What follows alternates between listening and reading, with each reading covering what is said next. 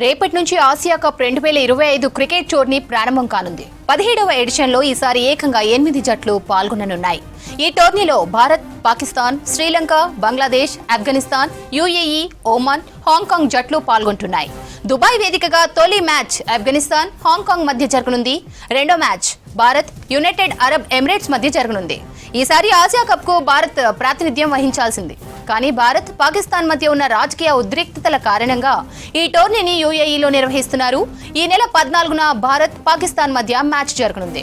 Asia cup పై మరిన్ని details Tejaswi అందిస్తారు. Tejaswi. Right Sravanthi, Asia cup కి సర్వం సిద్ధమైంది. And Asia cup 2025 last year నుంచి అంటే ఇండియా, పాకిస్తాన్ కలిసి ఆడతారా లేదా ఒకే టోర్నమెంట్లో, అసలు ఇండియా పాకిస్తాన్ ఆడుతోంది కాబట్టి ఇండియా అసలు ఏషియా కప్లో ఆడుతుందా లేదా, ఇలా చాలా డౌట్స్ ఉన్నాయి. సో ఫైనల్లీ ఇండియా, పాకిస్తాన్ అయితే ఆడబోతున్నారు అండ్ ఇండియా ఏషియా కప్ కూడా ఆడబోతోంది. సో ఏషియా కప్ రేపటి నుంచి స్టార్ట్ అవబోతోంది. కానీ ఇండియా ఫస్ట్ మ్యాచ్ అయితే ఎల్లుండి నుంచి స్టార్ట్ కాబోతోంది and India first United Arab ఎమిరేట్స్తో ఆడుతోంది. అండ్ ఈ ఏషియా కప్ వచ్చేసి 2 టీమ్స్ అంటే మొత్తం 8 టీమ్స్ ఉన్నారు. ఈ 8 టీమ్స్ని 2 టీమ్స్గా డివైడ్ చేయడం జరిగింది. టీమ్ ఏలో India, Pakistan, Oman and UAE ఉంటాయి. అండ్ టీమ్ బిలో వచ్చేసి శ్రీలంక, ఆఫ్ఘనిస్తాన్, హాంకాంగ్ అండ్ బంగ్లాదేశ్, ఈ 8 టీమ్స్ని ఇలా డివైడ్ చేయడం జరిగింది. సో 9th సెప్టెంబర్ నుంచి స్టార్ట్ అయ్యి 28th సెప్టెంబర్ వరకు ఈ ఏషియా కప్ అనేది జరగబోతోంది. అండ్ మెయిన్గా చూసుకుంటే అందరి కాన్సన్ట్రేషన్ ఇండియా, పాకిస్తాన్ మ్యాచ్ మీదే ఉందని చెప్పాలి.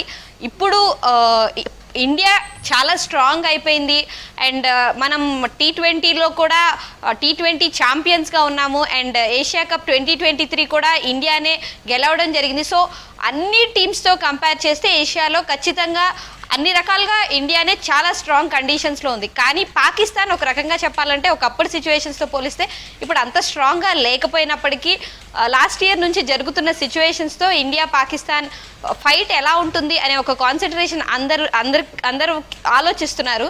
సో ఇండియా, పాకిస్తాన్ గత 2-3 డేస్ నుంచి అంటే ఒకటే గ్రౌండ్లో వేరు సైడ్స్ వాళ్ళు ప్రాక్టీస్ చేస్తూ ఉండడం కూడా కనిపిస్తోంది, ప్రాక్టీస్ సెషన్స్లో కనిపిస్తోంది.